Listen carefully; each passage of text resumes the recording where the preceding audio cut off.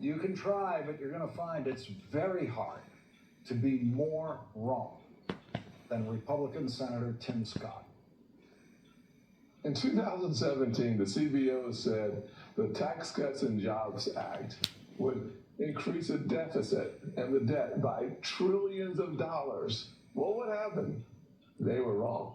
Now, this is not surprising. They were wrong on the Mellon tax cuts in the 1930s. They were wrong on the Kennedy tax cuts in the 1960s. They were wrong on the Reagan tax cuts in the 1980s. When have they been right? I don't know either. But what I can tell you, 2017 TCJA produced a 3% increase in revenues in 2018 and another 3% in 2019. Why? Because the Laffer curve is right. If you lower taxes, you increase production, and that means more revenues for the government. It always has worked. I think it always will work. CBO, wrong then, wrong now. And Norm Ornstein is back with us. And Norm, I know CBO, Congressional Budget Office, didn't exist until 1974. So the whole thing about the 1920s tax cuts and the 1960s tax cuts, what else might the senator have gotten wrong there? Well, the idea that the 2017 tax cuts increased revenue, which of course has been a fallacy that we've seen with every set of these tax cuts all along the way. I have to tell you, Lawrence, watching that, I was a consultant on Veep for several seasons. If Jonah Ryan, who anybody who's watched Veep remembers, had seen that, he would have said, how dumb can anybody be? But this is now par for the course. It's lying about what's in the bill. It's, of course, Tim Scott's colleagues all saying, along with Donald Trump, we're not going to cut anybody off of Medicaid, when we know that the bill, whether it's the one that the House passed or the one that the Senate is now tinkering with, is going to cut millions of people off the rolls, and they're probably going to do a worse job of it, or a tougher job in the Senate itself. All of the things that they've discussed, where the tax cuts are going to affect people, we know now from all of the best and objective analyses. And the CBO, by the way, the director of it, is somebody I know well, a longtime Republican who served as an assistant Treasury Secretary in the Bush administration. The idea that they're spinning things to benefit Democrats is itself farcical.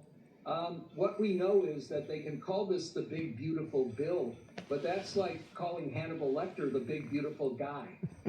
The big budget bills like this are always, I think, hard to follow for people out there, even trying to follow the news. And one of the things that's so striking about this is that there's very, very powerful polling on it. It has a 64% unfavorable. And that's actually hard to get. It's hard to get a 64% opinion about legislation as big and bulky and complex as this.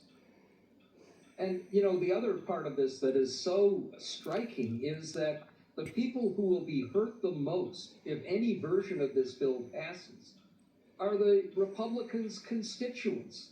The first ones hurt by the Medicaid cuts, along with working and poor Americans, are rural hospitals. We know hundreds of rural hospitals will be closed as a consequence. They can't get by without the revenues from Medicaid. The tax cuts are going to add a burden, along with whatever tariffs we finally get in this bizarre process, are a burden on working class and poor Americans, all to benefit ginormous tax cuts for the wealthiest among us. It's no wonder that people, even if they don't know much in the details about this, understand that this is a destructive bill. And while we have differences between the House and Senate Republicans and no Democrats involved in any way, at some point they're going to have to pass something. We have a debt ceiling and default possibility looming sometime in the next few months. We could get a government shutdown before October 1. So they're going to have to do something. And there is nothing that suggests that what they're going to do is going to be constructive for the vast majority of Americans. And these Republicans are going to vote in this bill on a huge increase in not just the debt, but the debt ceiling. They're going to vastly expand how much the debt can go up even beyond this bill. That's one area where they're going to have to be relatively honest. What we know is from the Congressional Budget Office, from all of the best forecasters at universities and elsewhere, we're talking multiple trillions in increases in the debt that's already very high. And we also know if you add in the extra costs that come because interest rates inevitably are going to go up. They're going to go up because of tariffs. They're going to go up because we're not going to be able to attract investment from abroad in the dollar or in America.